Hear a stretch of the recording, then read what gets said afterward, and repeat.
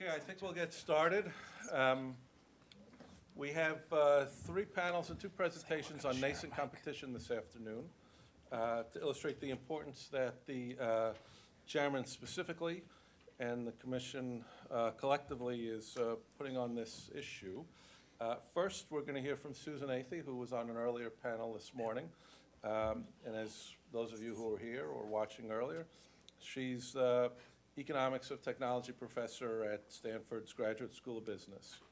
She'll do a presentation, which will talk a little bit about the incentives business model of the tech firms.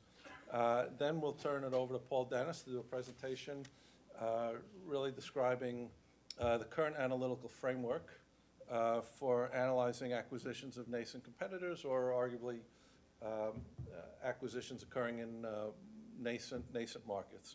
Once they're both done, we'll have a panel discussion, and I will introduce the panel when we turn to the panel discussion.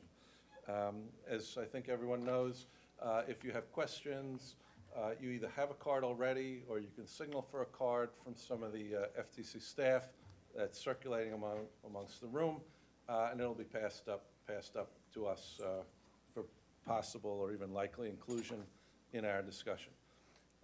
So with that, I will turn it over to Susan, who will then turn it over to Paul. Great. Thanks so much for having me here today. And what I would like to do in my remarks is to really connect some of the issues from the morning and the afternoon and talk about some of the reasons that I think they are connected, that one of the main reasons I was concerned about vertical manipulation and sort of vertical integration is that, in fact, that is a nascent competition issue for certain types of platforms. And another theme that I want to continue from the morning is that in order to understand what the role of regulation should be and to understand the welfare consequences of behavior, it's important to first understand the strategies of the firms, because firms are most likely to do something that's a bit of an antitrust risk as well as potentially harmful for consumer welfare if they're facing certain kinds of threats. And so understanding what firms would view as really existential threats is sort of a critical input to knowing where we should be concerned, or at least to understand what's going on. So I want to start out just by thinking about how I would talk about this to my business school classes, because that's really, I think, where you start thinking about business strategy and business incentives. And so when I teach about platforms to my business school classes, I start by posing some questions they want to think about. Are these platforms going to tend towards monopoly? When would you see competition? When are they going to be profitable? And what I'll really want to focus on today is it possible for a new startup or a new company to enter and succeed against established incumbents? And if so, how would you do that? And if you understand how you would do that, of course, that also flips back to if you were the incumbent. Of course, I always, as the economist, like to take the side of the entrant when teaching my classes. But of course, the flip side of the advice for what the entrant should do is what the incumbent should block. And understanding those strategies can help guide policy. So, we talk a lot about basic platform economics, and the key point there, of course, is the chicken and egg problem. If an entrant's going to come in and get started, they need to solve that. More buyers, more sellers, more sellers, more buyers. And also the broader types of economies of scale that are incredibly important in tech companies. And it's not just, having more data, which is important, but one thing I really like to focus on is learning by doing. The fact that if you're one of the benefits of being an incumbent is that you have lots of users, you can experiment and learn on the users what works and use the data, but not just have historical data of any type, but historical experiments that have allowed you to understand how to make your product better. When I think about, I ask questions about market structure and profitability. How do you get started? How do you scale and grow? And of course, for startups, a lot of times they're actually using platforms initially to get started. So startups that I work with are advertising on Google to acquire their customers initially. And they also have questions about how do you grow from there? Do you expand horizontally, or do you go into different verticals? So to start with, I want to pick an example, and actually Amy Ray also used this example earlier today, but it's one that I think is useful to go back to from before, you know, the modern tech era, although this was also in a way a tech case. And this is the case of American Airlines and Sabre. And here's a newspaper article from 1982, and it's talking about a Justice Department investigation to see if computerized scheduling and reservation services might have been manipulated to give an advantage to American. Here's some quotes in that same article from the American CEO. He starts out by saying, well, the best guarantee that the Sabre system doesn't advantage American Airlines is that we have to sell them to travel agents. So travel agents buy them, that disciplines us to be fair. But then he goes on immediately to say, well, we're mostly fair, but actually we advantage American Airlines. So the fact that travel agents choose systems puts some discipline on the system, but not enough to keep them from advantaging American. And you know, and then a final point that he makes is, well, we invested in the Sabre system, we built it, so therefore, you know, we should be allowed to use it to advantage our own airline. And of course, anybody who's been following, say, the Google antitrust case will recognize all of these as the same arguments that Google used to talk about their vertical manipulation. So when we think about this case as an economist, in some ways I think this case feels a little easier because we feel like we have like an allergic reaction to somebody not showing customers prices. Like that feels immediate and harmful, and we can immediately map that into the impact on prices. But in fact, you know, when I think about this case, really the thing that bothers me more about it is the fact that it made it hard for low-cost carriers to come in. So if you know more about the history of this case, I won't go into all the details today, but not only did this manipulation soften price competition and mislead consumers, but it also, it was alleged, led to the exit of low-cost airlines because those low-cost airlines weren't able to compete on price and get the traffic away from American. And of course, we know that a low-cost airline can enter in some routes, gain scale, and then grow into a larger competitor. And so the using your platform to keep someone from getting a toehold and eventually reducing competition is really what concerns me. So if I put that in context, of course, as we talked about this morning, there are lots of things platforms do in the vertical space that are actually good for consumers and in the interest of consumers. So, you know, Walmart ensures suppliers are competitive. Airbnb makes sure that hosts that respond quickly and provide high quality are ranked more highly. Even search engines demote irrelevant ads and don't show them. All of these are things that maybe the advertisers or the suppliers don't like, but are to the benefit of consumers. And so those are types of vertical behavior that I might not worry as much about. So the kinds of things that I'm going to be more concerned about are things that might be really threats to a dominant platform. And so when I started thinking about this, one question I started looking at more than 10 years ago was, you know, how could a search engine compete, a general horizontal search engine compete? And so one way that a smaller search engine can compete is to get really good in a narrow category. And of course, the chicken and egg problem of a platform, more users, more advertisers, more advertisers, more users, can actually be solved within a vertical.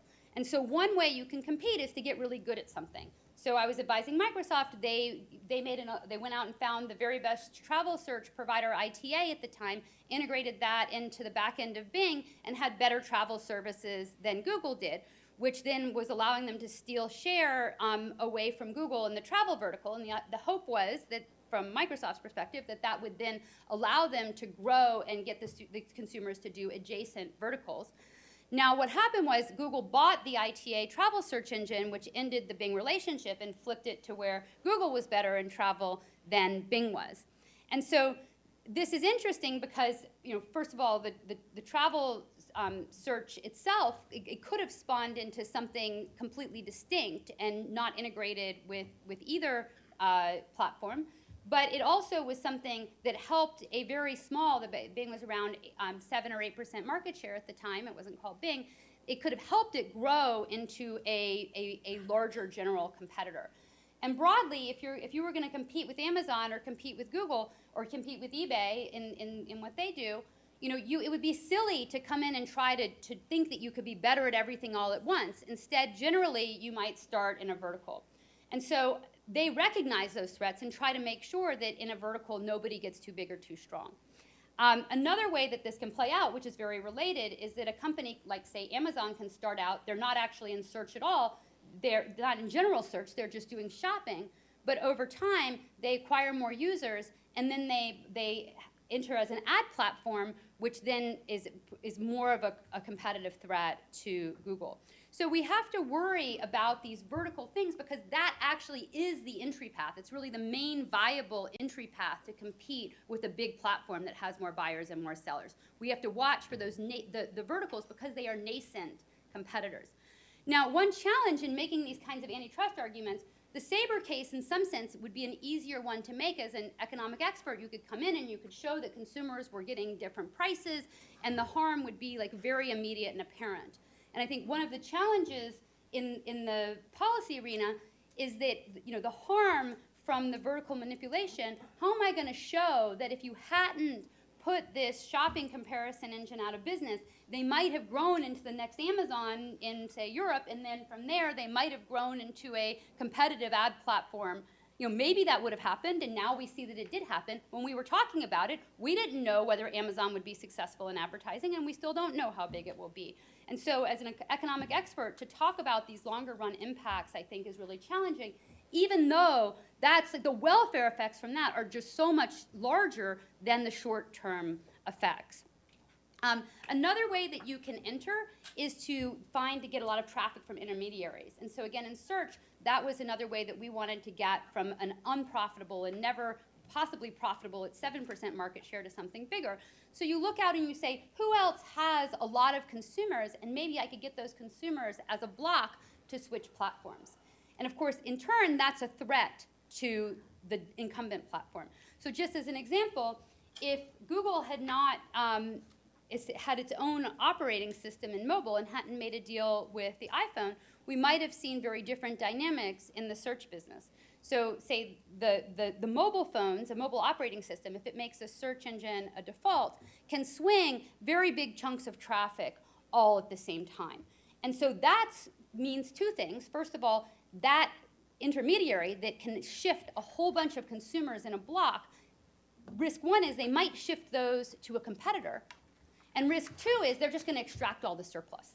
So Google has to pay billions of dollars a year to Apple in order to make sure that Google is the search default.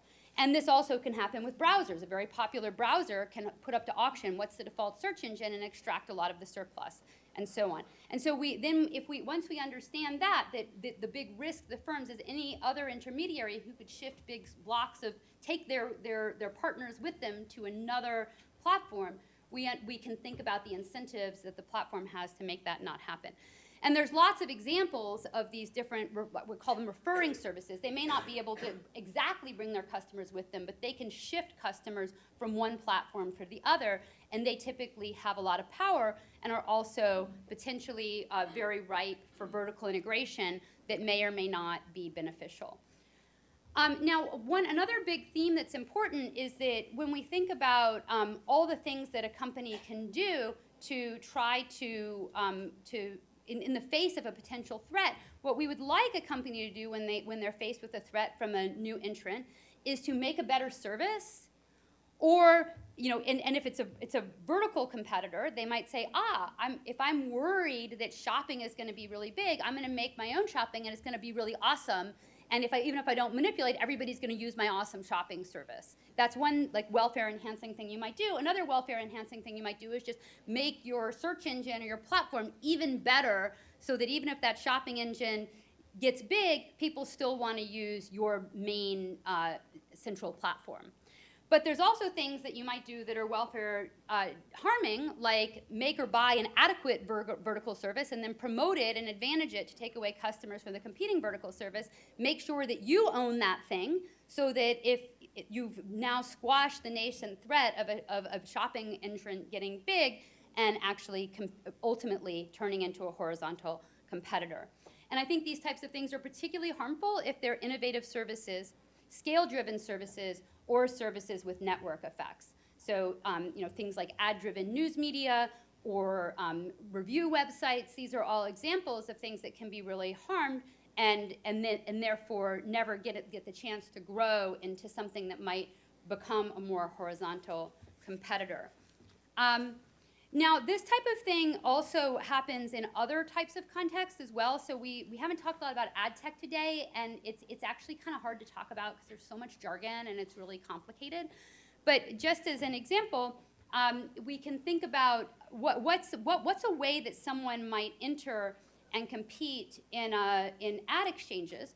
Well, if you have two advertising exchanges where publishers and advertisers buy and sell ads, a smaller ad exchange might hope that they can get advertisers and publishers to multi-home.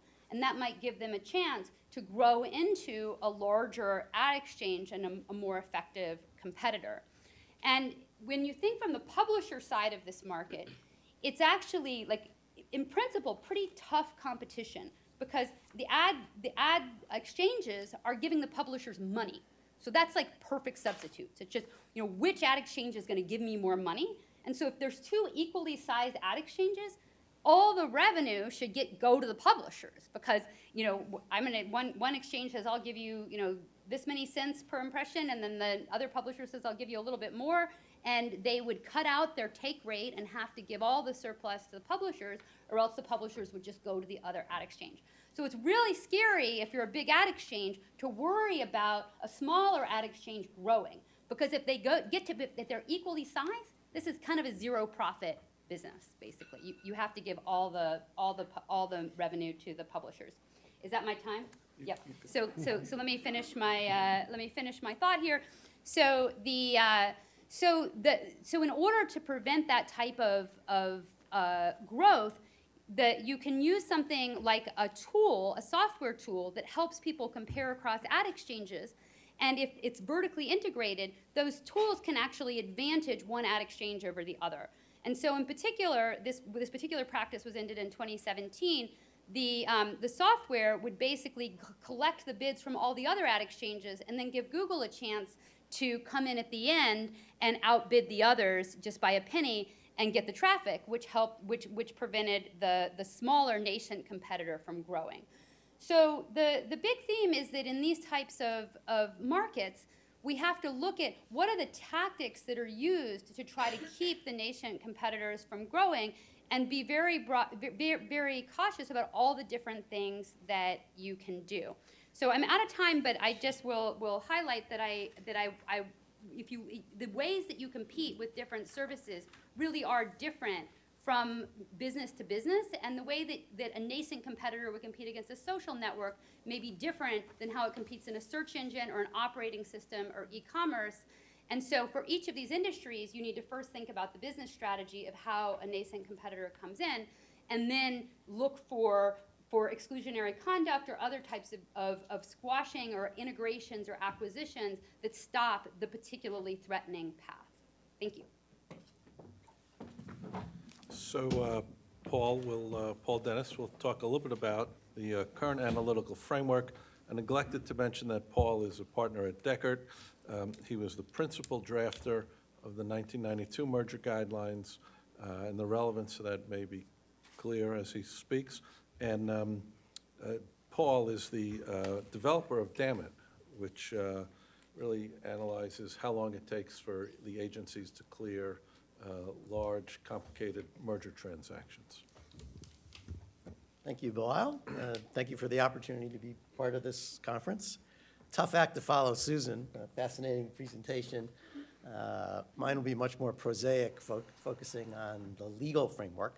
But Susan has set it up well in giving you some context for the type of problems that we've devised these legal frameworks to handle. I will focus on the acquisition context. I'll stay away from the issues of predation or vertical. It'll be difficult enough in the time available to get through just talking about the analytical frameworks we have in place for analyzing mergers that involve nascent potential competition issues. If you're a believer in fate, you might actually think I was fated to do this presentation.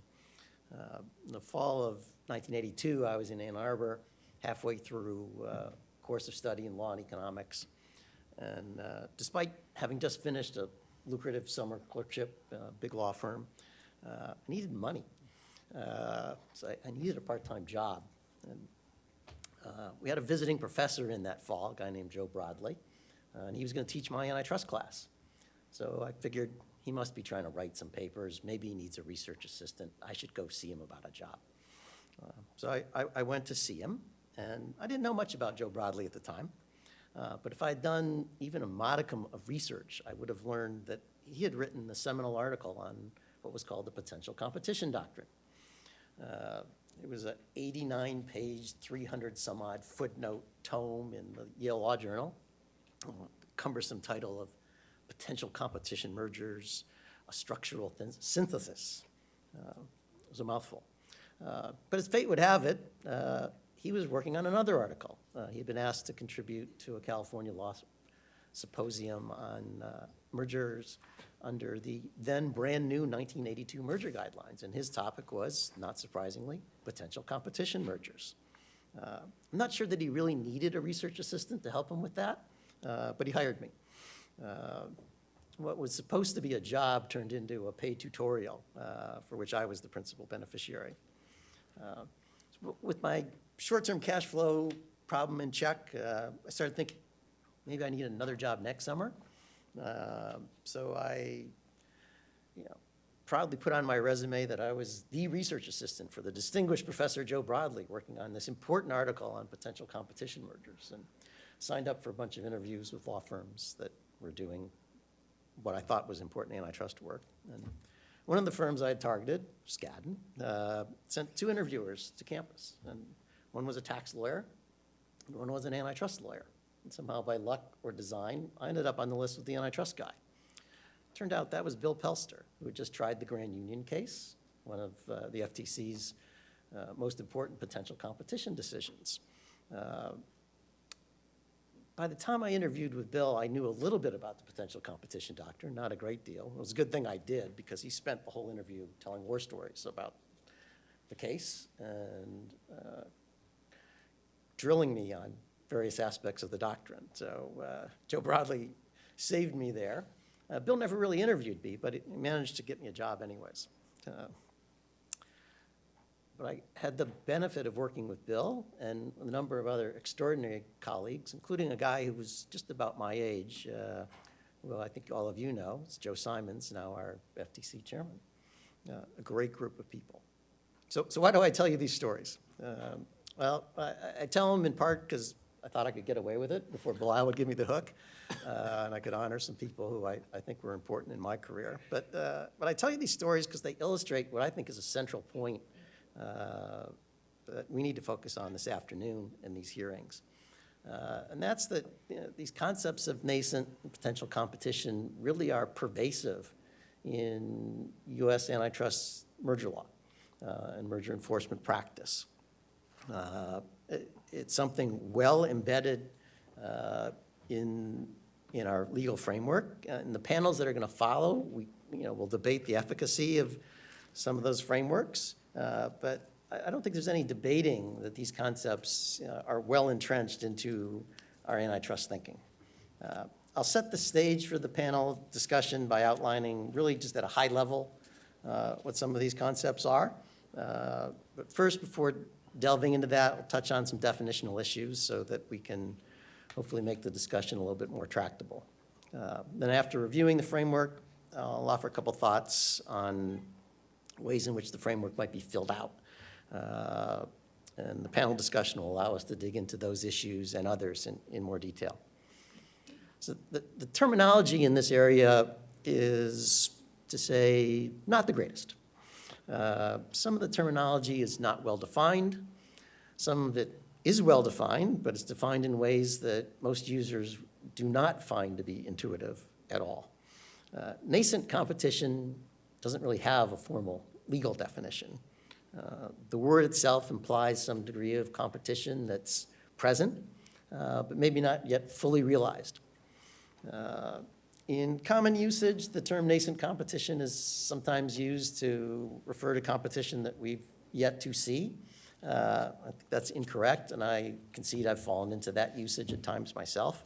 So my suggestion for this afternoon is we try to focus on nascent competition being limited to competition that's presently being felt, but not yet fully realized. Used in this sense, the acquisition of a nascent competitor by one of its rivals would be seen as extinguishing not only current competition between those firms, but also either extinguishing or perhaps amplifying the prospect for greater competition in the future. The term potential competition, by contrast, really is well-defined in the law. The courts have spent a considerable amount of time parsing what's called the potential competition doctrine. And they developed a bifurcated concept of potential competition, distinguishing between perceived potential competition on the one hand and actual potential competition on the other hand. The essence of these two types of competition is not immediately obvious from their names, so we'll spend just a minute focusing on what the courts have left us in this area. Perceived potential competition is focused on the present competitive effect that's thought to result from incumbents' perceptions about the prospects for future entry. The acquisition of a perceived potential entrant, therefore, is thought to lead to a reduction in current competition, as that constraint that's being imposed by the threat of future entry is eliminated.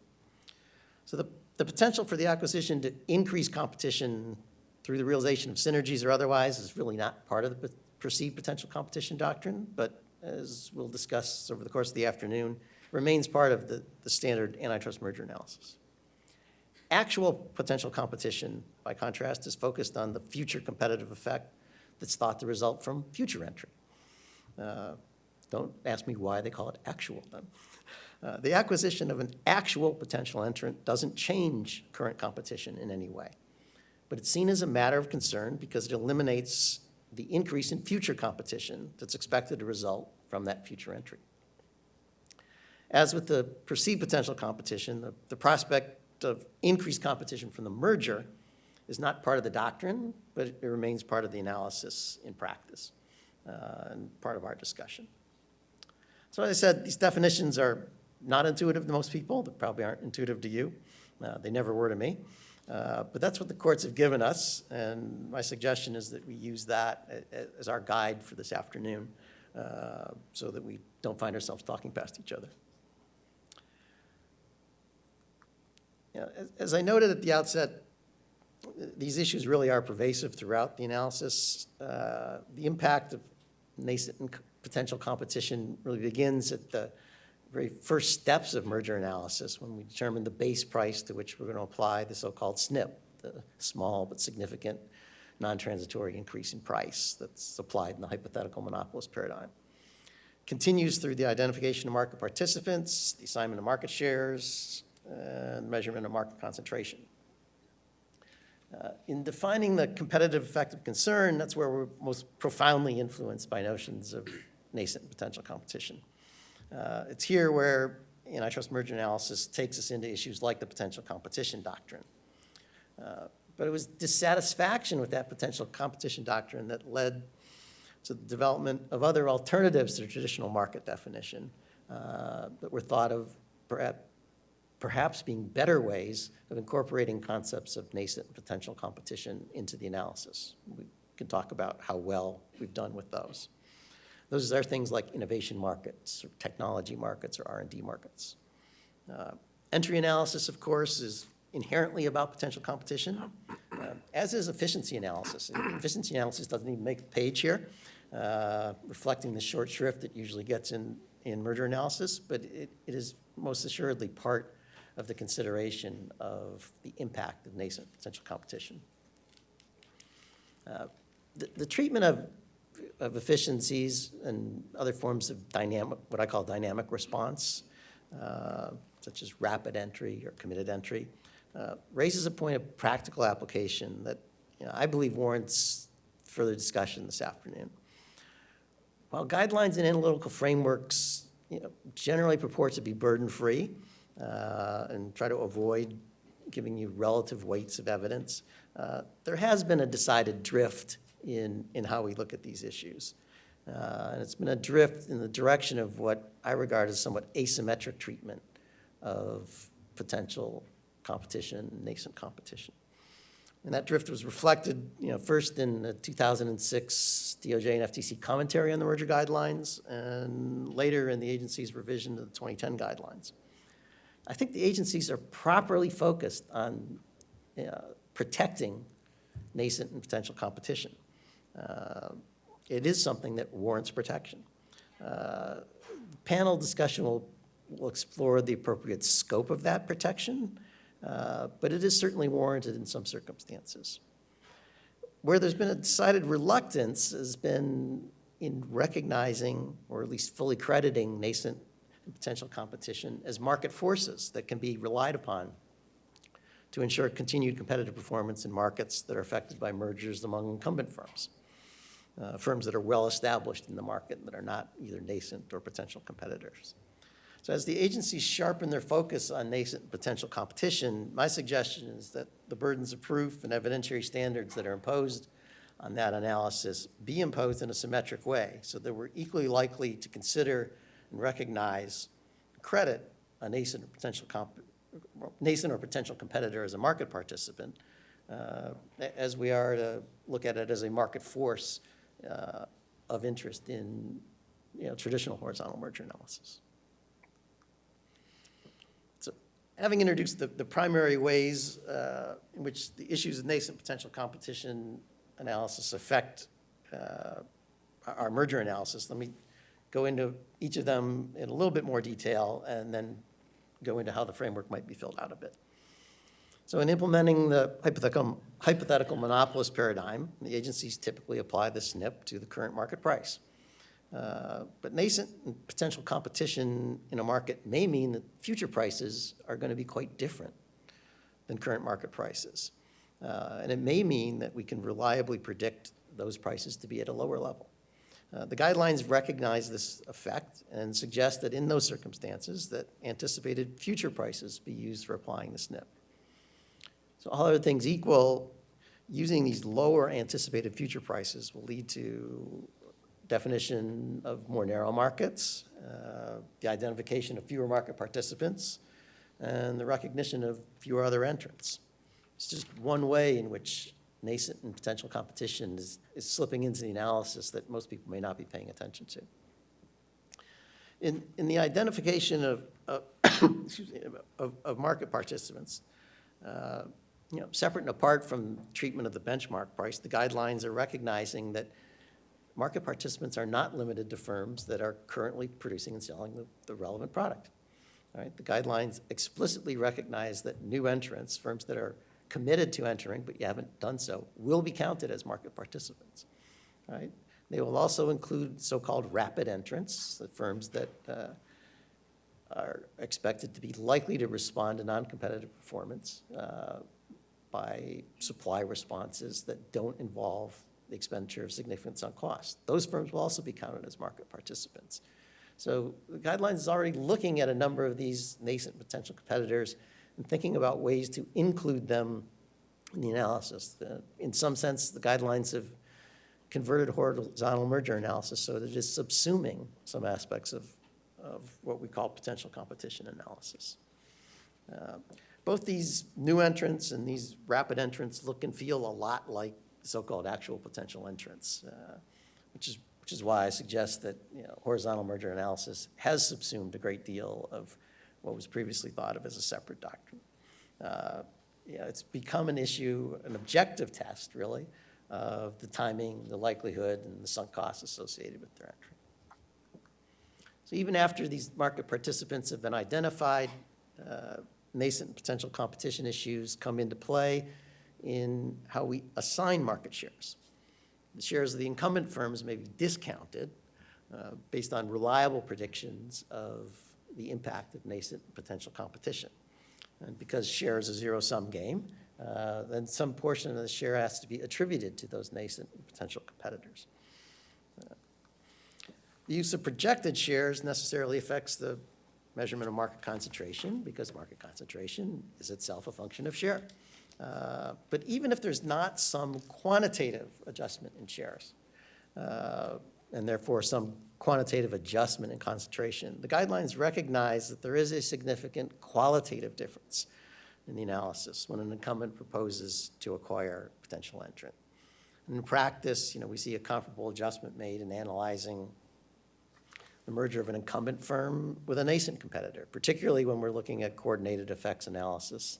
The nascent competitor is likely to be regarded as a so-called maverick. So defining the competitive effect of concern, as I suggested earlier, really is the hotbed for the inclusion of nascent potential competition issues into our analysis. And this is felt in horizontal merger analysis, in potential competition analysis, and in vertical analysis. In horizontal analysis, most often we talk about price effects.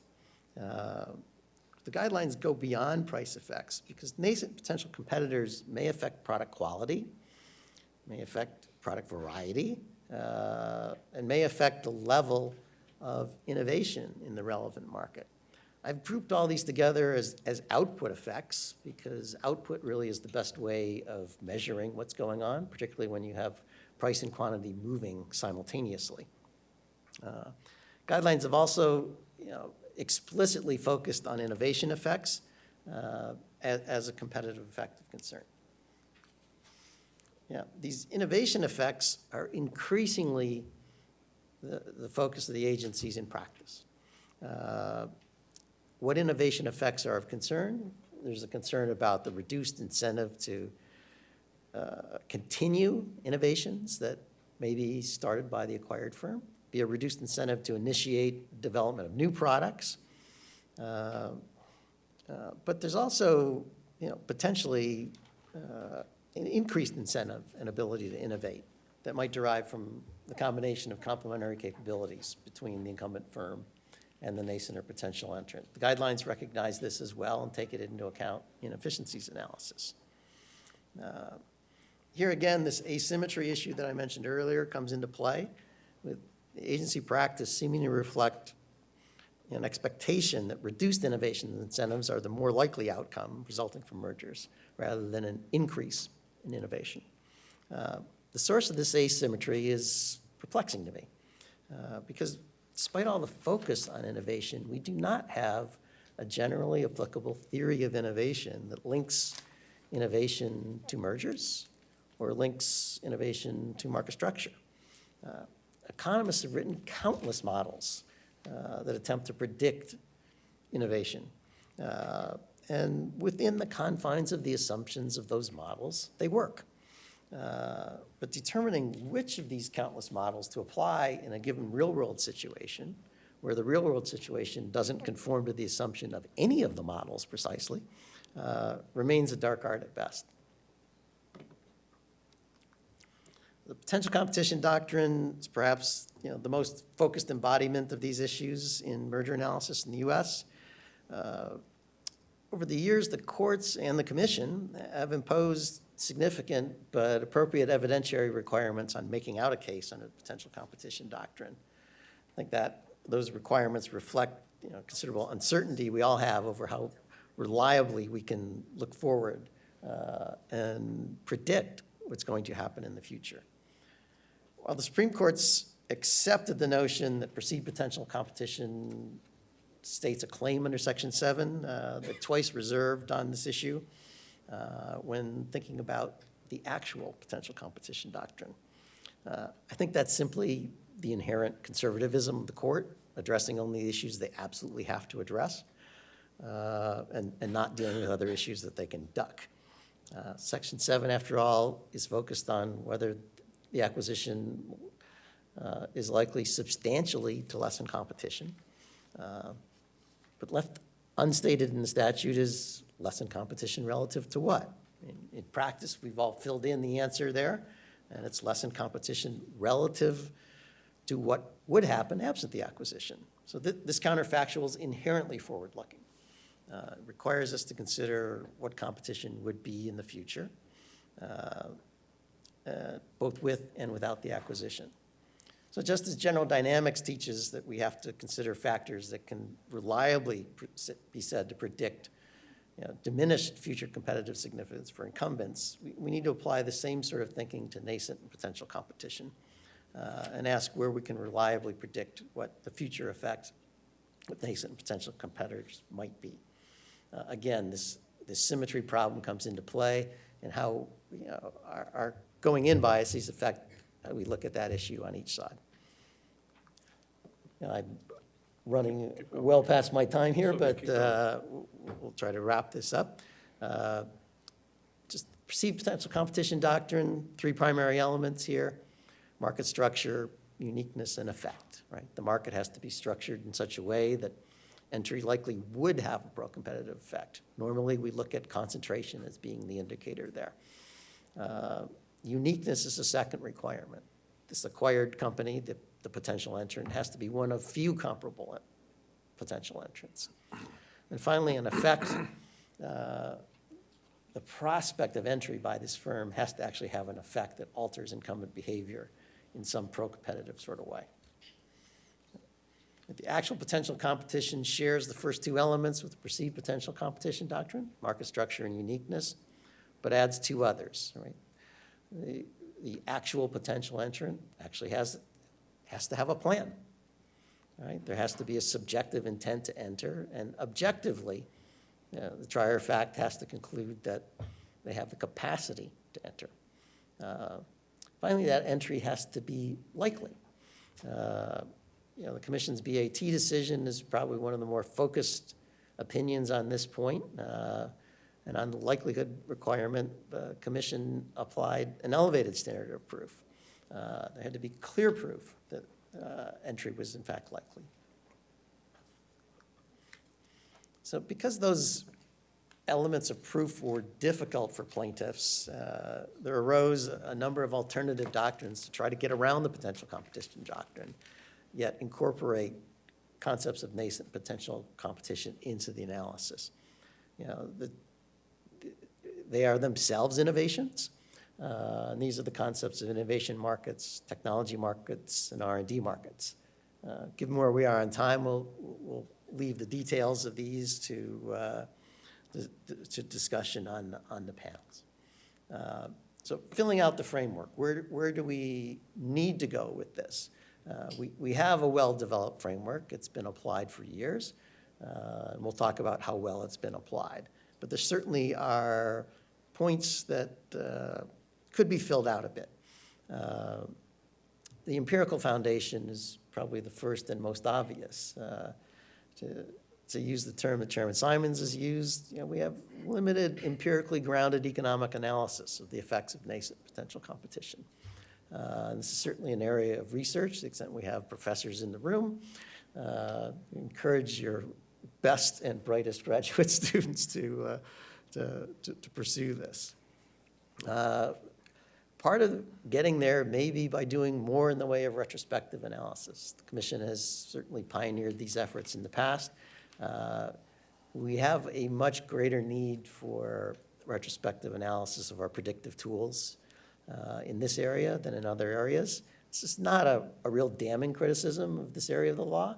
I mean, it's true throughout what we do in merger analysis. We have a number of tools that we use that we haven't quite tested out yet. I mean, think of upward pricing pressure, where we spend a considerable amount of time without having any strong evidentiary foundation for knowing that the upward pricing pressure theory is actually predictive of what's going to happen in mergers. We even have some reasonably good empirical evidence that it's not predictive.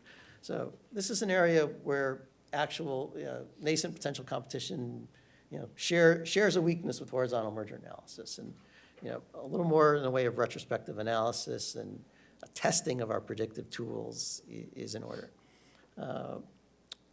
Probability.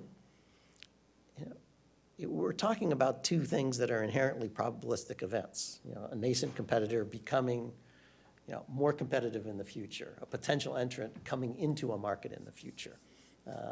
These things are not black and white. They may happen, they may not. We don't have a generally accepted threshold of what the probability of success must be before we need to protect this nascent potential competition, or before we recognize it as a market force in looking at horizontal merger analysis. I think we need one. And there actually may be a bit of an implicit one that the Commission has already adopted. For those of you who are familiar with DAMIT, Bilal mentioned earlier, the Deckert Antitrust Merger Investigation Timing Tracker, you know that our firm, we have a habit of digging into what the agency's actually doing to try to infer what's going on behind the curtain of non-public investigations. So with the help of my colleague Kosta Medvedovsky, we took a look at the Commission's enforcement practice in pharmaceutical mergers, see whether that might tell us a little something about, what is the probability of success that you have to have before you're really going to count these nascent potential competitors. And we can talk later about the details of this, but our preliminary view suggested that the answer might be something north of 60%. And we get there by looking at the Commission's enforcement practice involving pipeline-branded pharmaceutical products. But certainly, when you look at the pharmaceutical area, and I see Mike Moisiev's here, and he knows this better than anybody, the Commission has considerable experience, has a well-developed reputation for thoughtful enforcement in this area, and does not go chasing after low-probability events. Last point here is the temporal dimension of the analysis. We don't have clear guidance on the time frame. If you remember back to the 92 guidelines, we used to talk about supply responses occurring within a year in response to a SNP that lasted a year. We talked about entry occurring within 2 years from initial planning to significant market impact. But in the 2010 guidelines, we moved away from bright line tests towards something that was far more nebulous. So we talked about whether rapid entrance would occur in the near future. We talked about whether committed entry would be rapid enough, whatever rapid enough might happen to mean. So we sort of lost track of a firm temporal dimension for anchoring our consideration of nascent potential competition. That's something that I think will need to be revisited in order to give us a little more clarity about how these doctrines are going to be applied when it comes to platform acquisitions and other related concepts. So just to sum up, I think we have an analytical framework in the US that provides fairly rich consideration of nascent potential competition issues. How well it's considered is something that I hope you'll join us in discussing in the panel discussions to follow. Thank you, Paul. So I will now introduce the panel. Each member of the panel will give some opening remarks that I think will focus on how robust, how complete, how sufficient is this analytical framework that Paul laid out, and potentially offer alternatives or additional considerations that the agency needs to take account of. So I've already introduced Susan and Paul. Lena Kahn is on the panel. She is presently a fellow at Columbia University Law School. John Newman is an assistant professor at the University of Memphis School of Law. Bill Rogerson is the Charles and Emma Morrison Professor of Economics at Northwestern University. Steve Tadelis, who's been on a panel earlier in this three-day set of hearings, is a professor of economics, business and public policy at the University of California, Berkeley Haas School of Business. And Will Tom is partner at Morgan Lewis. There's more information on their bios or background on the web. Right now, I'll turn it over to Lena to begin, and we'll go right down the row. We'll give Susan and Paul a chance to respond, and then we'll have each panelist respond to each other. And of course, we'll take some questions from the audience. Great, thank you. Thank you to the FTC for inviting me and to OPP for putting these together. I know it's taken a lot of work. So I'm going to discuss potential competition in the context of digital markets, specifically discussing how safeguarding potential competition in these markets is especially important. There's been significant debate in the last few years about the growing dominance of a small number of tech platforms and the role they now play as key arteries of commerce and communications. I think a key fissure in that debate is whether any of the dominant platforms are already using their dominance in ways that undermine competition, such that it should be within the purview of the antitrust laws. I think wherever you fall within that debate, steps taken by these firms to solidify their positions through eliminating future challengers should pose a huge concern to everybody.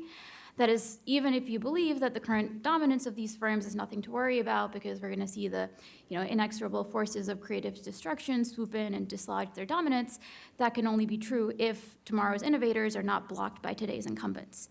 So in light of this, I think preventing mergers that entrench the positions of leading incumbent tech firms by eliminating future challengers should be a key priority for the antitrust agencies.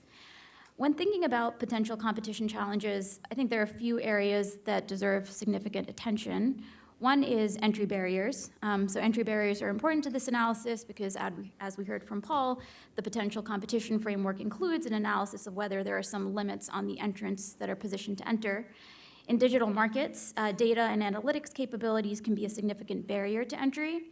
Some would argue that aggregation of data does not pose a competition problem because data are non-rivalrous. But I think in practice, data that is significant for competition purposes might be costly and difficult to obtain, so there's going to be little incentive to share. This is not new to the FTC. The FTC recognized that data can serve as a significant entry barrier. So in the Nielsen-Arbitron case, it determined that proprietary data held by the firms would be key inputs for downstream services that were still nascent, and the consent decree, consent order included divestiture of certain data assets. I think another reason that it's important to consider the role of data as a barrier is that data advantages can be self-reinforcing, which means that for a new entrant, gathering enough data to contest an incumbent will be a significant challenge. So what does this mean for potential competition analysis? I think the fact that data does serve as an entry barrier suggests that in many digital markets, there will be a significant limit on the potential entrants, which is what renders potential competition analysis so salient. And by extension of that, because potential competitors are less likely to emerge, it is especially crucial that when they do emerge, antitrust safeguards that potential competition. So second challenge is what I call the Anavo problem. So Anavo is a company that Facebook acquired in 2013. It's a VPN provider that grants users heightened security, but it also allows Facebook to track in extremely close detail which rival apps are diverting attention from Facebook, which means that Facebook can detect at the very earliest stages of a company's growth which competing apps might pose competitive threats. This information then shapes Facebook's acquisition strategy and enables it to purchase apps at very earliest stages, such as TBH and Moves, which are presumably identified as quickly growing. So Anavo is one example of the significant information asymmetries that exist between platform intermediaries and enforcers, for whom the competitive significance of a deal may be less obvious if it doesn't have access to the same granular information about the usage level of rival apps. And so I think this means that agencies should be more willing to issue second requests for even seemingly small acquisitions, and then make sure that information collected in second requests include competitive intelligence gathered through devices like Anavo. I think it also means that there may be acquisitions that don't significantly undermine competition in the relevant market, but that do structurally position the incumbent to detect nascent rivals much earlier, information that they can then go and use out to make early acquisitions. And so I think these acquisitions that don't affect the relevant market but do structurally improve the position of an incumbent to make early acquisitions is something that should also be relevant to the agencies. I want to quickly address two arguments that are sometimes made to caution against aggressive enforcement in these markets. So one is the idea that there's a risk of short-term immediate consumer harm, given that an incumbent that acquires a startup may offer the quickest path to market. I think that's a very reasonable consideration. I think business literature and experience suggests that while incumbents may be more successful at delivering innovation that continues on established research paths, it's really the startups and the new firms that are more likely to account for the truly breakthrough paradigm-shifting innovations. This is for at least two reasons. One is that incumbents may not be eager to invest in innovations that are likely to lose them value on their existing investments. And the second is that even in instances when it's incumbents that are making the breakthrough in innovations, in order for them to do that, they need some outside competitive pressure. So even if there is some short-term consumer harm here, I think we need to be careful about weighing that against the long-term gains in innovation.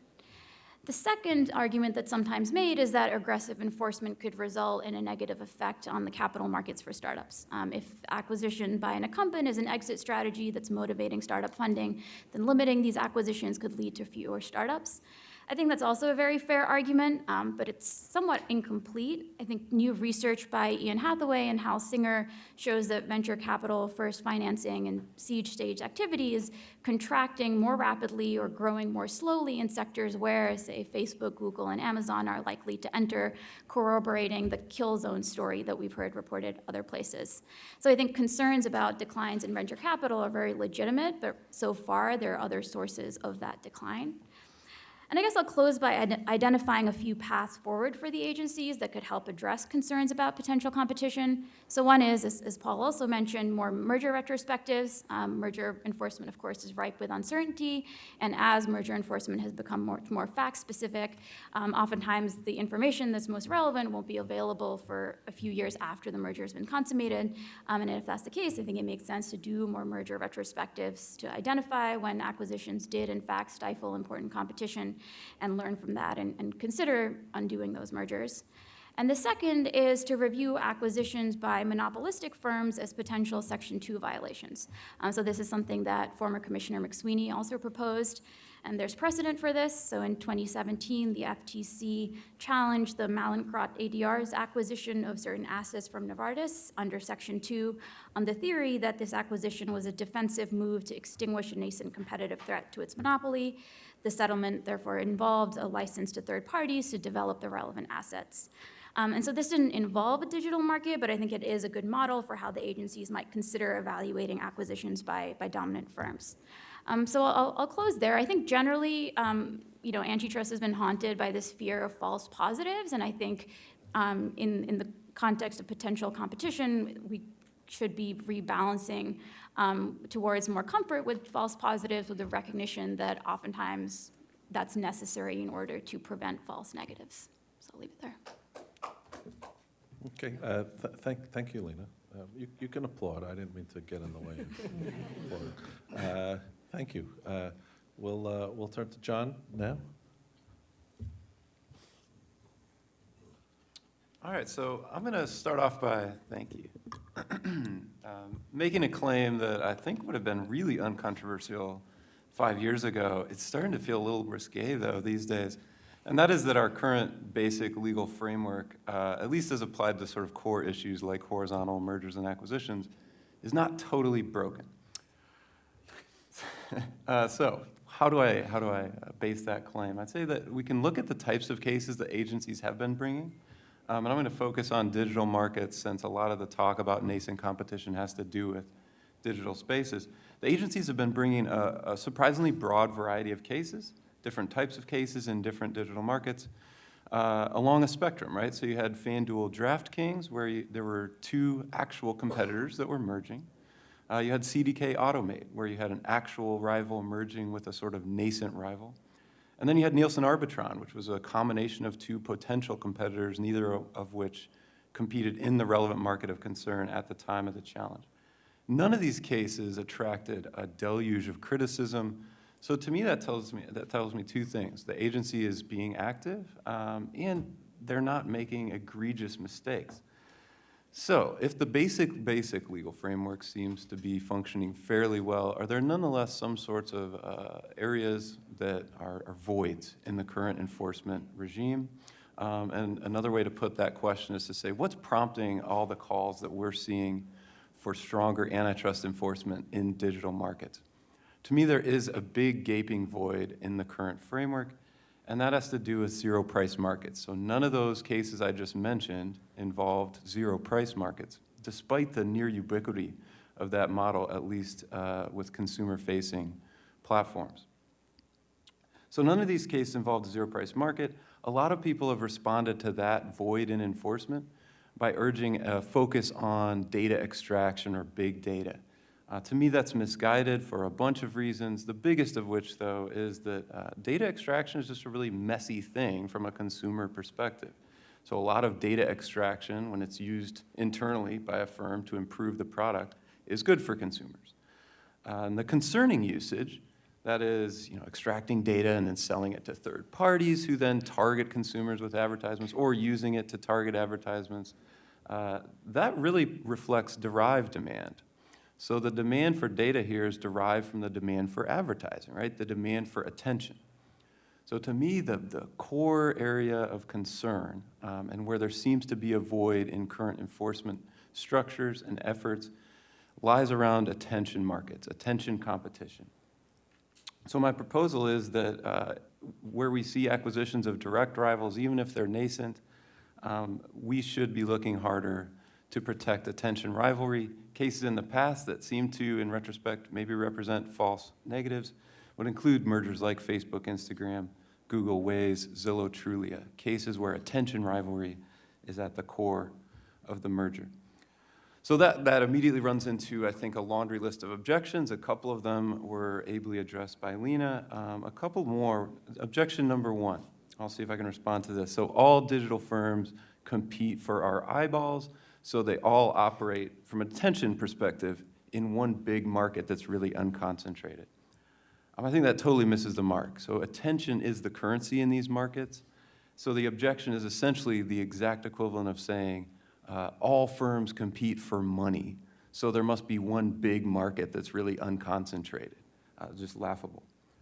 Second objection, we already look at harm to innovation on the user side, the zero price side, the attention rivalry side of a lot of platforms. This is true, or it seems to be true at least. If you look at something like Zillow Trulia, the agency reported that it looked for harm to innovation on the user side of the platform. Is that enough, though? Is that sufficient to allay all concerns or find all concerns? I don't think so. Unfortunately, we don't have, as we've heard today, a really strong economic theory or econometric tools that we can use to assess innovation effects in a merger context. And to worsen the problem, the qualitative evidence that we would usually rely on in the absence of a nice economic theory is not likely going to be there. So if we think about what we'd be looking for, it'd be maybe a board presentation, right? Where a CEO is trying to sell an acquisition to the board by saying, oh, after the merger, we're not going to innovate anymore. Never going to happen. So the types of qualitative evidence we would need isn't going to be there, I think, in a lot of cases. So focusing solely on harm to innovation in these contexts is not going to be enough to catch all the potentially anti-competitive effects. Finally, I think, and this is maybe the most salient or the most trenchant criticism of the idea of regulating attention markets in a more interventionist way, is that market definition, market effects are going to be really hard to measure here. Right? We lack prices, and that's our favorite tool to use. Here, I think there actually will be useful qualitative evidence that we could use. So if you go back and look at investor statements from Zillow Trulia, to use one example, post-acquisition, you've got the CEO of Zillow Group saying in an investor call, a publicly available call, that now we've got 70+% of the market for online real estate portals. That's pretty compelling. It's qualitative, right? But it's pretty compelling stuff. And if that's the kind of stuff that's available publicly, one can only imagine what's being said internally.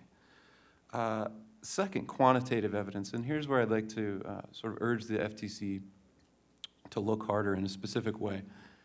With digital firms in particular, there is often a great deal of A/B testing that goes on in the marketplace. It's really easy to do that in a digital market.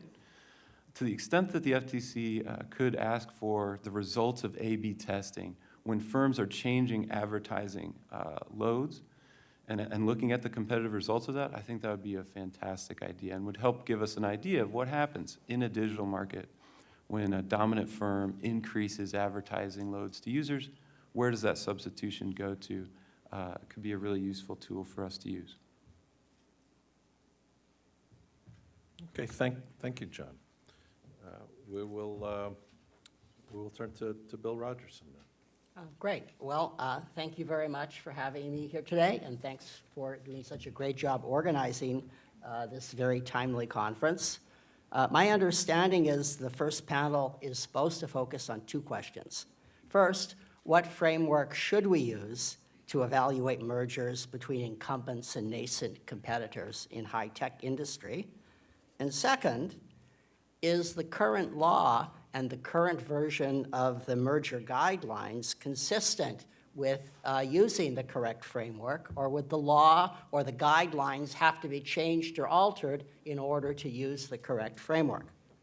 I'm going to focus more on the first question of what the correct framework should be, because I think this is a question that economics can shed the most light on, and I'm an economist. However, let me very briefly say regarding the second question that I agree with a lot of what has been said earlier, that I view the law and the merger guidelines as relatively general statements, flexible general statements of general principles that are pretty sensible.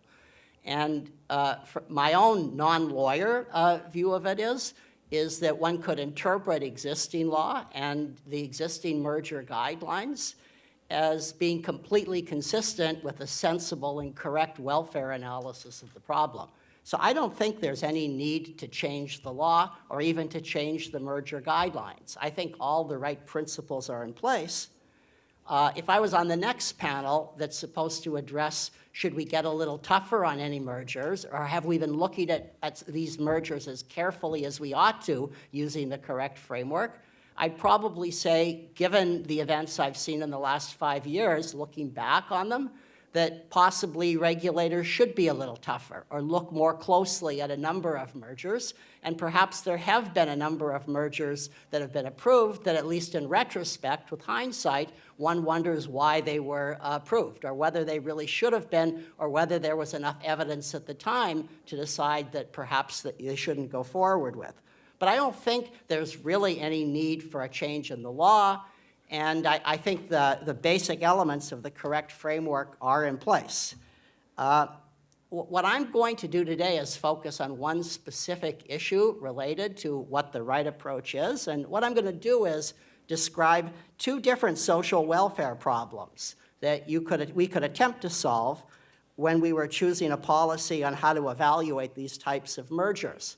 Okay, the first policy is going to be not quite correct and be extremely complicated. The second policy is going to be exactly correct and fantastically more complicated than the extremely complicated policy.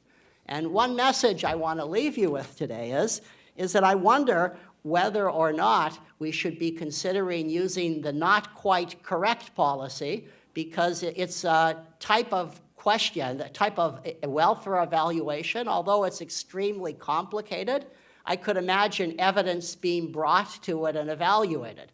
Whereas the second perfectly correct question, I'm not so sure this is the case. Okay. So let me start, just as a benchmark, with describing what I think the standard competition problem is when two mature firms come to the DOJ or the FTC and say, we'd like to merge. Okay? Because they're, and of course, we really just look at the try and assess the competitive effects of the merger, see to what extent it would cause competition would be reduced and price would go up, quality would go down, or perhaps even look at innovation effects on the one hand, and then on the other hand, ask if there are compensating efficiencies and try and do some sensible analysis as best we can to predict whether or not consumer welfare would be higher or lower with the merger. Okay?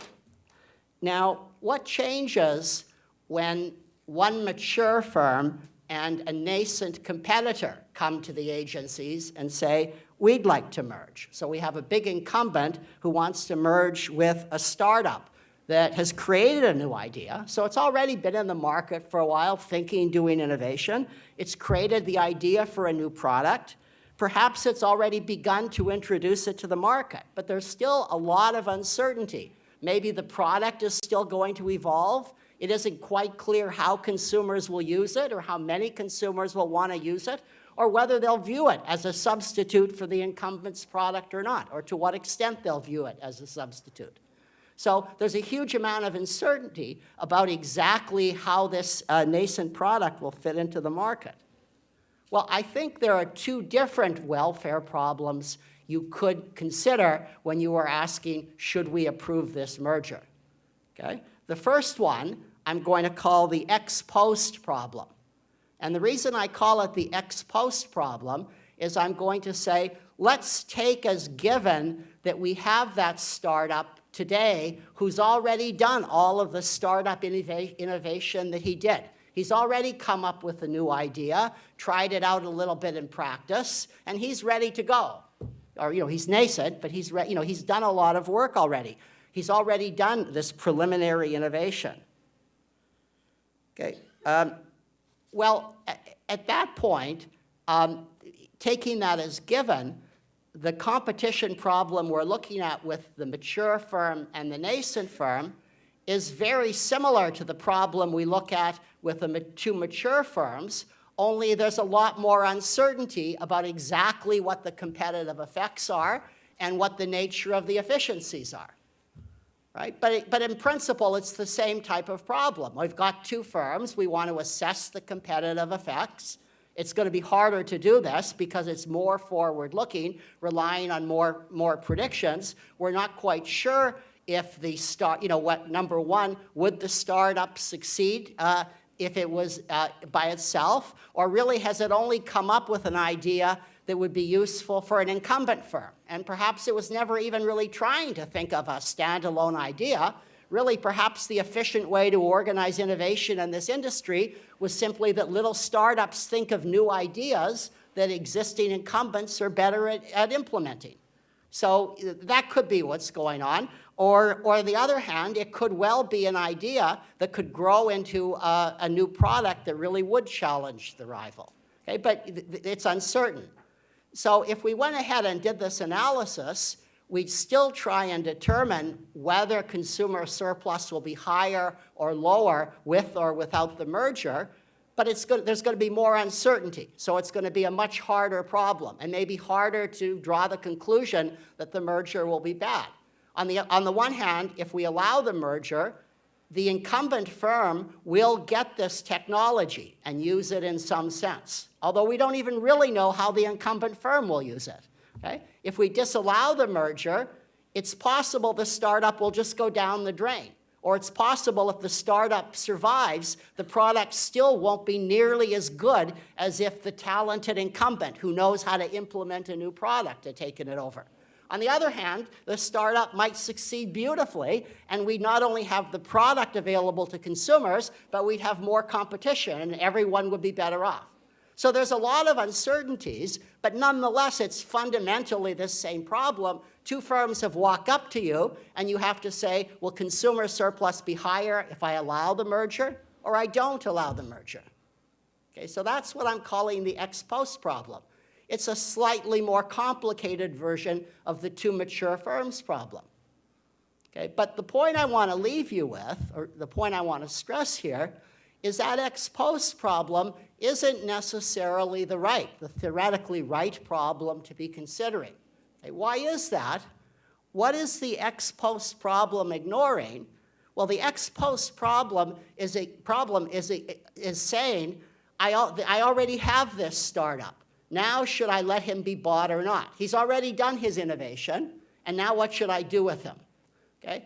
If you were really setting a merger policy in the real world, surely you'd like to take, or potentially you'd want to take into account the fact that when I choose a merger policy, I'm going to make startup innovation more or less profitable for startups. In particular, if I make it easier for incumbents to buy startups, doing startup innovation will be more profitable, and there's likely to be more startup innovation. And in fact, if it turns out that this is one of those industries where the efficient way to organize innovation is to let little guys think of new ideas and then big guys implement them, I might be getting in the way of just the efficient way of doing R&D and innovation in this industry if I started blocking a lot of these mergers, because they wouldn't do them, the startups wouldn't do them in the first place if they couldn't sell their product to the incumbent. Well, I could consider that problem too, and I could call that the ex ante problem.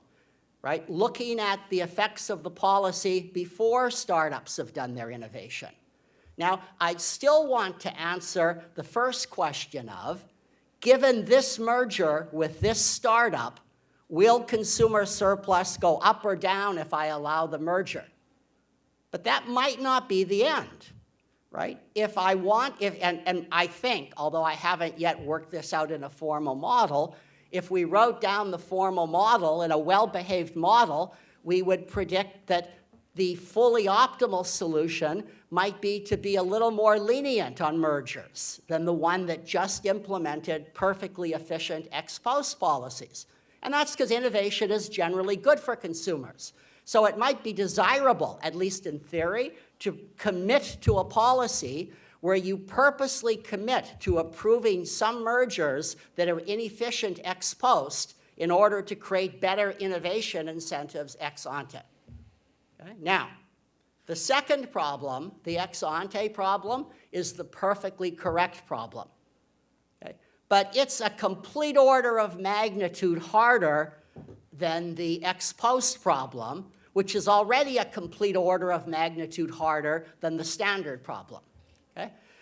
Usually, when I hear experts on existing antitrust laws kind of get into the details of how they would analyze an actual merger between an actual incumbent and an actual startup, they do some version of what I would call describing the ex post problem. That is, I think they try and ask the question, this is hard to do, but I'm going to ask, would consumers be better off if I allowed this merger?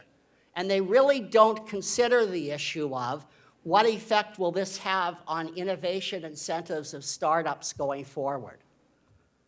I think that might be the right idea. I'm not sure, but I want to submit to you that this might not be a bad idea for two different reasons. I think that it's possible that this ex post problem is a problem that's simple enough that courts could actually evaluate it. And if you ask courts to evaluate problems where there's just going to be completely no factual basis for arriving at any sort of possible reasonable conclusion, you're just inviting them to give their own opinion. And so it might be best to restrict us to a fairly good question that they really can potentially answer that's going to rely on some objective facts that can be presented before the court. The second thing is, I'm not sure the two problems would necessarily yield that different an answer anyhow. I think if you've got a correct ex post policy, you're still going to allow plenty of mergers where the mergers would have never had any hope really of launching a separate firm. They're really just little ideas that the incumbent would have used anyhow. And if you apply that policy sensibly, I think you're going to allow a lot of these mergers, and there still will be good merger incentives. And secondly, there's a countervailing effect. If you loosen up your merger policy to get the startups to invest more, the incumbent is going to invest less. And that's going to be bad. So there's a countervailing effect if you try and loosen up policy away from the efficient policy, trying to get more mergers, more innovation. It just may be that the incumbent will frustrate you by investing less. So on balance, I'm not sure that the slightly easier problem isn't that bad a problem in any event. And at a minimum, I think it's a problem that courts could potentially address. Maybe the way this really would work out in practice, often in real cases, people always talk about what's the probability that we have to show that the startup would succeed? How high does that probability have to be? How certain do we have to be that the firm would survive by itself and actually be a good competitor? Right? Maybe in a theoretical world, you could think of, well, there'd be a level to set that probability at that produced efficient decisions, ex post efficient decisions. And maybe you want to move it around a tiny bit if you were trying to do this fully optimal problem, even though no one knows how to do that. Okay?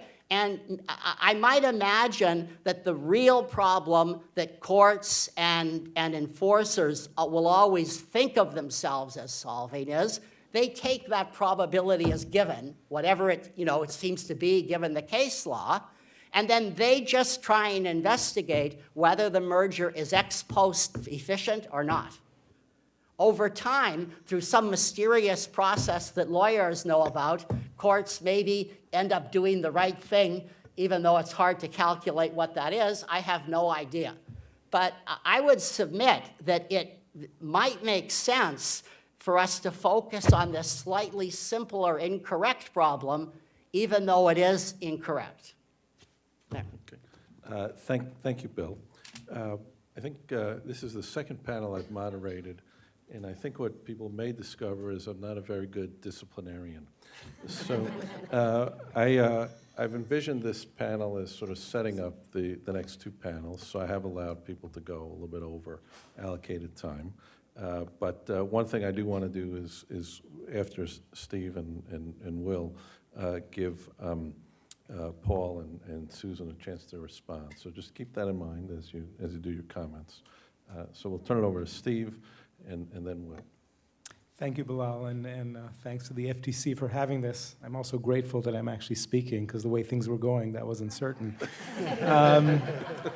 Like Bill, I do believe that the current welfare analysis is the preferred tool, not surprisingly. I'm an economist.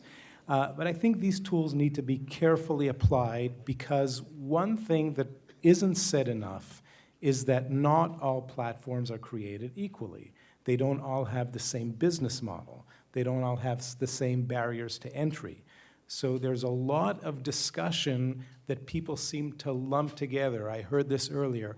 Oh, the Google, Facebook, Amazon, Apple, right? These are all different companies, different business models, and the devil's in the details. And I think that's something that is not said enough, which is why I wanted to start with that. Now going to a broad theoretical perspective, there's no question that nascent competition is something we appreciate because of two main influences it has. One, it keeps companies at check in terms of pricing, and second, it's a great source of innovation. Now, the first is non-controversial. Without competition, dominant firms might take advantage of the market, price higher, produce less quantity. That's an easy one. The innovation thing is not as easy. So going back to 1962, Ken Arrow, a very celebrated economist, suggested that competitive markets are really what is needed for innovation. The reason being that in a competitive market, if you manage to innovate, get a slight cost advantage or a slight quality advantage, then you're going to gain a lot of market share from the rest of the competitors, and that gives you a tremendous amount of incentives to innovate. 20 years earlier, Joseph Schumpeter, another celebrated economist, said something very different, that in the long run, competitive markets do not provide true returns or supernormal returns, and hence there's not much reason to innovate. You actually need market power in order to get the gains from innovation and to have those incentives in place. And there have been a lot of studies, not enough maybe, to try to tease this apart. A recent, very celebrated article in the Quarterly Journal of Economics, which is one of the leading journals in economics, suggested that there's an inverse U-shape relationship between competition and innovation, namely some kind of Goldilocks story. Too little is not good, too much is not good, some healthy middle appears. Now, I was very happy that Paul mentioned that we should encourage our graduate students to work on this topic.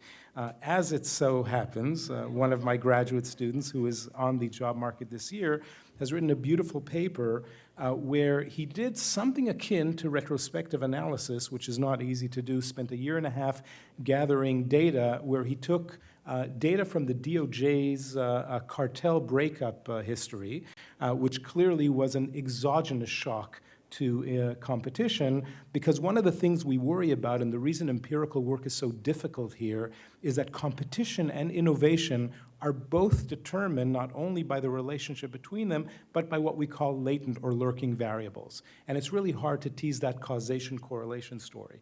So what he did, he went back 30 years, collected data of breakups in different markets, define the market carefully, treatment control. Obviously, like any study, there are some assumptions. But what he showed is actually that more competition creates less innovation measured by patent investment filings, by patent breadth, and by R&D investments. So I think the verdict is out about what is the right amount of competition and, by extension, nascent competition in order to get innovation from the theory side. Now let me turn a bit to practice, because in theory there's no difference between theory and practice, but in practice there is.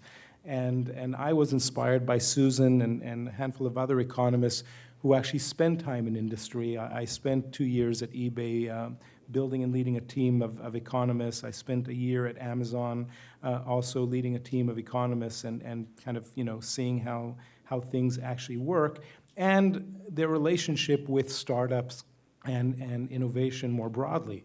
Now, startups are the source of this nascent competition that we're talking about here, and the reason startups are created is because the founders and the people who invest in them believe that they will get returns in the future.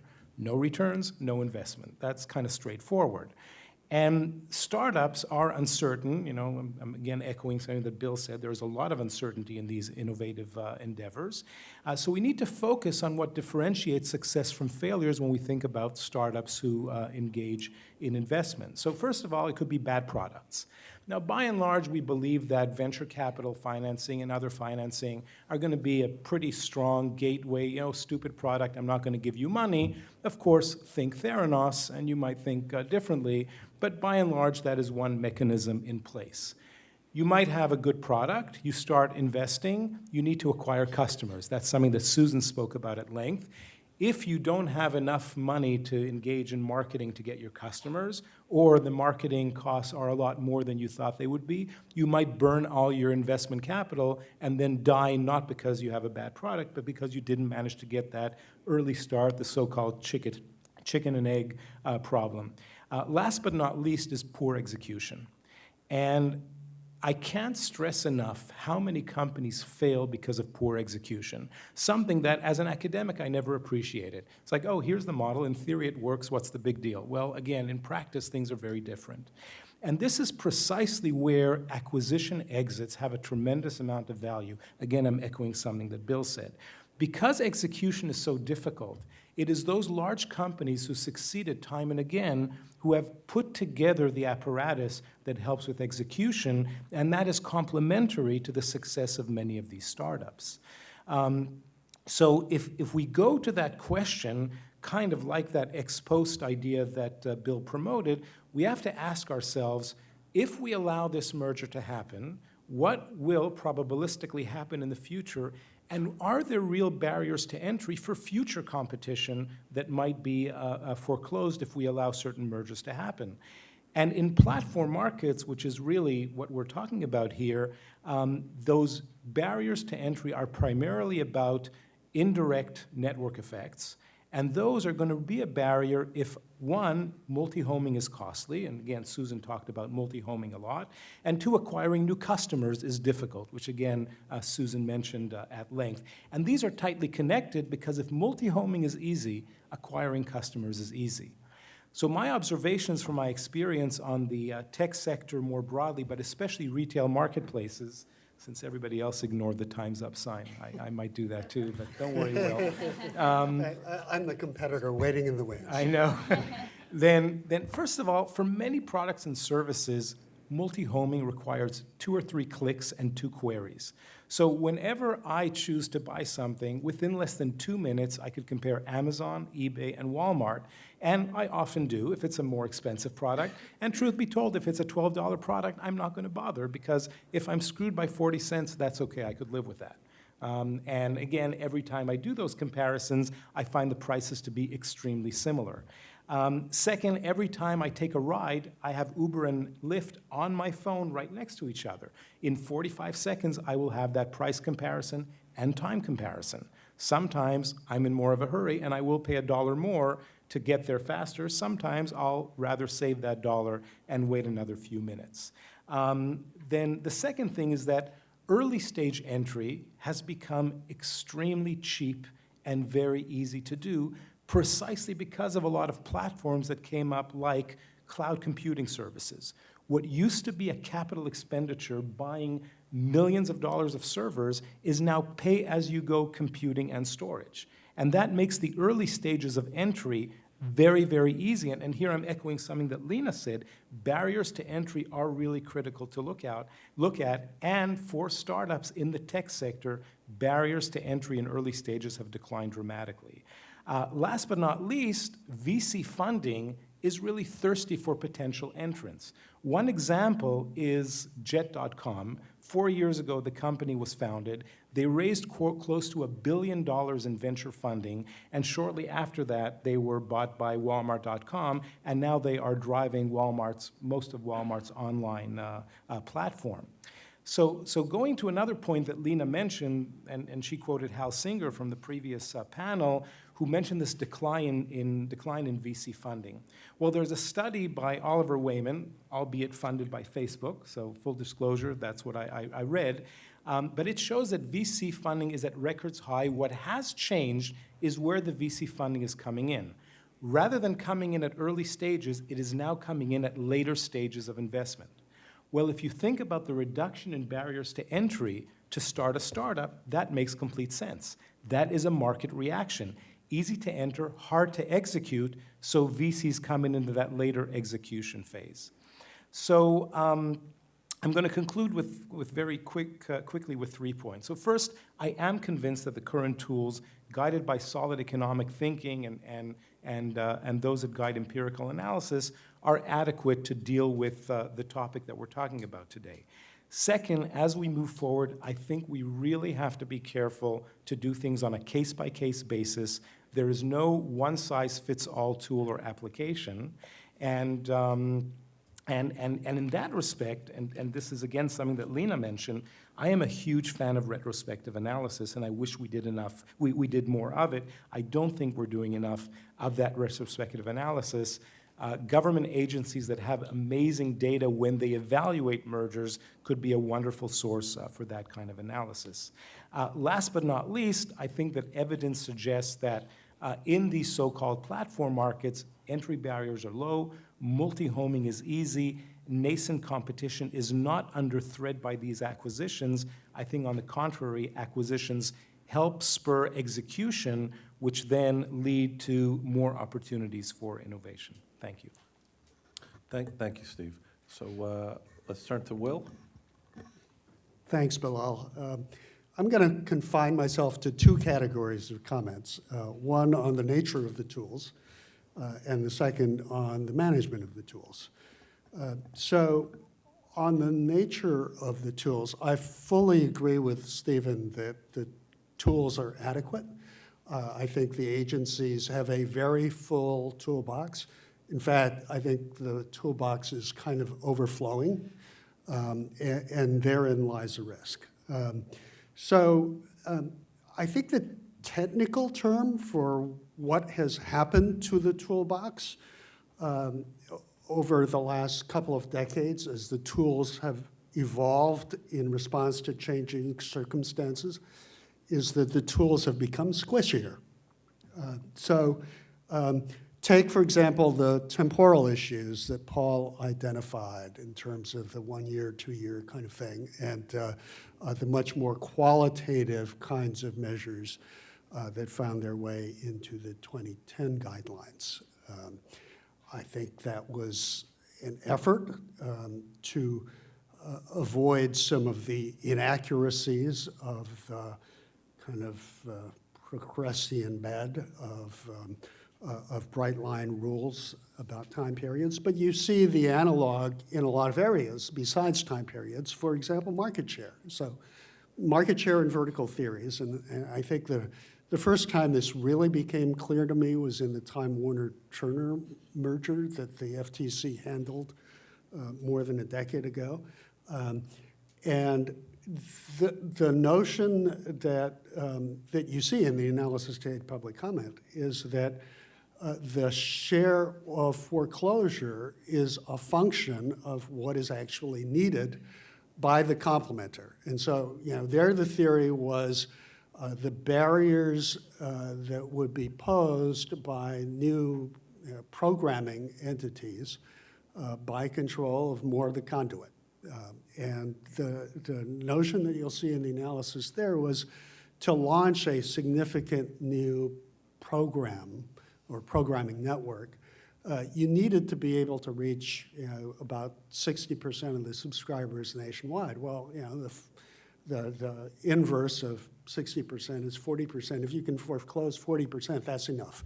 You don't need the traditional monopoly share or anything like that. And so instead of a bright line, suddenly it was a measurement that depended on the circumstances of the case and the competitive theory involved. Okay. So as these tools have gotten squishier, the risk of misunderstanding has increased. And one example near and dear to my heart is innovation markets, which a term which the 2017 IP guidelines has finally gotten rid of, and probably a good thing, even though there was nothing wrong with the underlying concept. It's just that as interpreted and applied, nobody seemed to understand what that underlying concept was.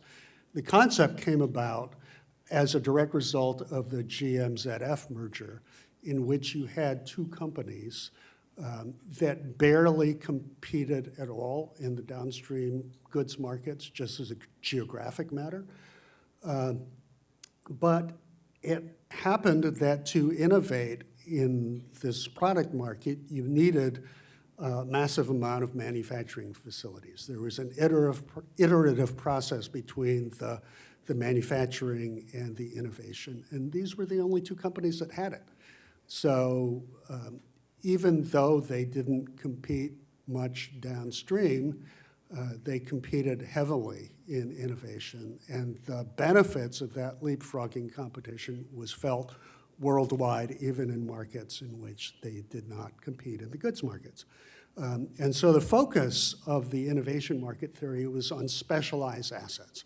So if you had a type of innovation that anybody in his garage could come up with, you really didn't worry too much about the restraint on innovation that came about from a merger, because you didn't know where the next breakthrough was going to come from. And so it didn't make sense for the antitrust enforcers to worry about. That whole case hinged on the specialized nature of the assets needed to innovate and the fact that very, very few players had it.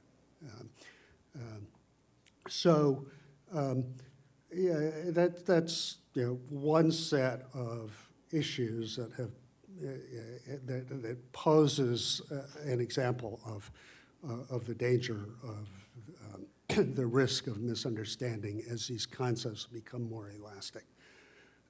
I think currently this notion of acquisitions of data may be another area that we really ought to think hard about before we leap at the latest, shiniest theory. I don't think these are really zero-price markets. I mean, for the most part, when you're looking at mergers of two companies with significant caches of data, you're really talking about data acquisitions as input purchases. They're getting data. Those data are useful to them in their business and helpful to them as they compete downstream.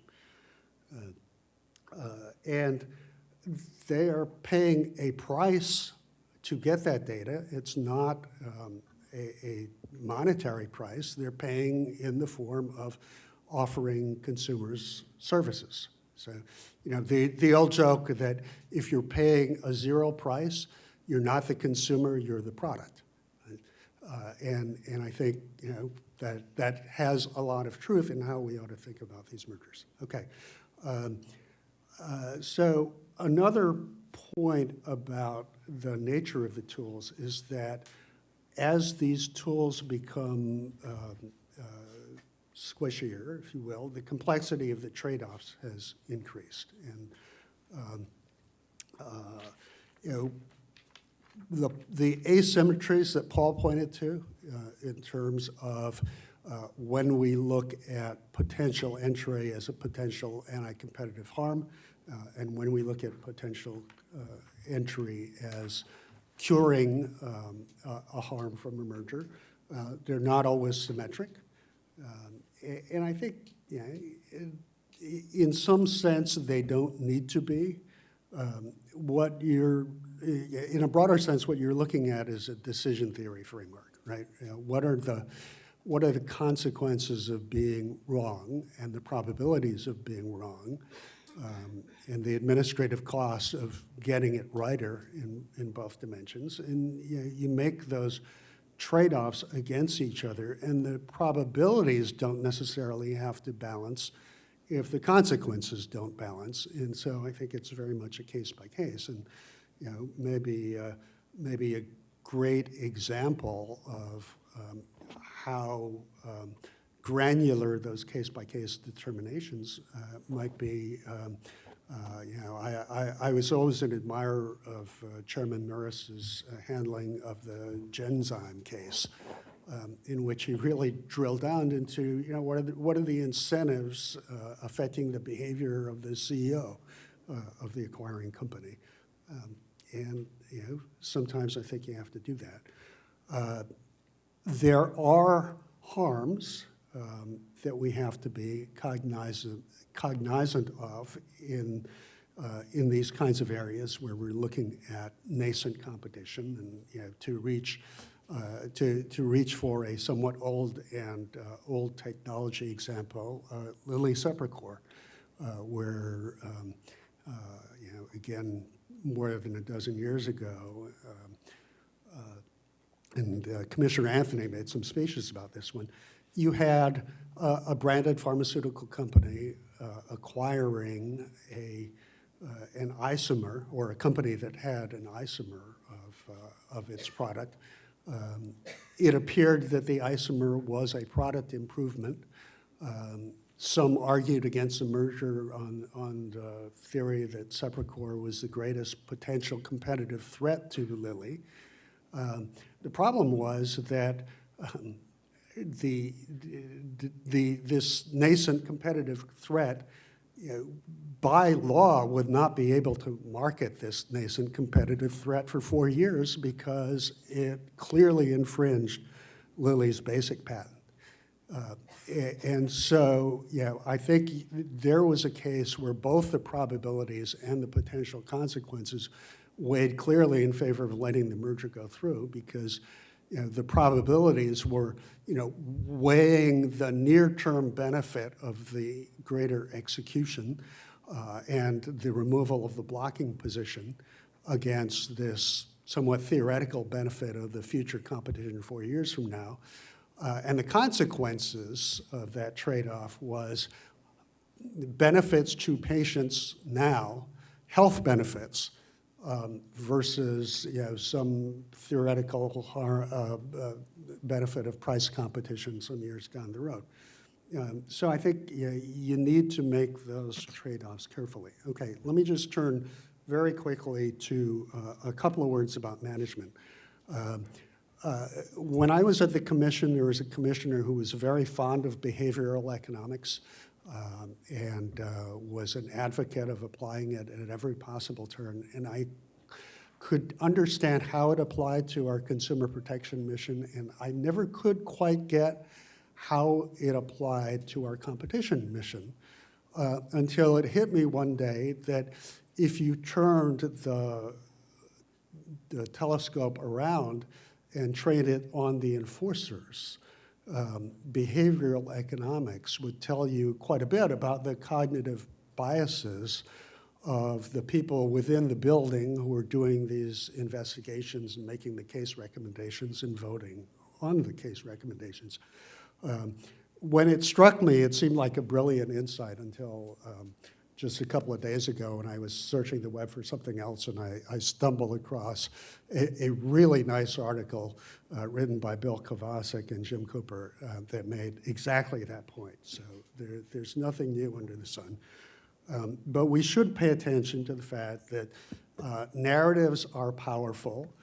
They're especially attractive when they seem like novel insights. My feeling about, or my belief that, gee, I had this brilliant idea about behavioral economics might be an example of that, where you weigh much more heavily things that are novel and exciting and fun, and you stick to them even if a sober analysis of the potential consequences might lead you in the other direction. So that's point one on management. A second point is attitudinal approaches. Former acting chairman Olhausen has spoken a lot about regulatory humility, and that's that I think scratches the surface of what enforcers might think about as they approach some of these new complexities. I also think we should think about some process approaches to managing these tools.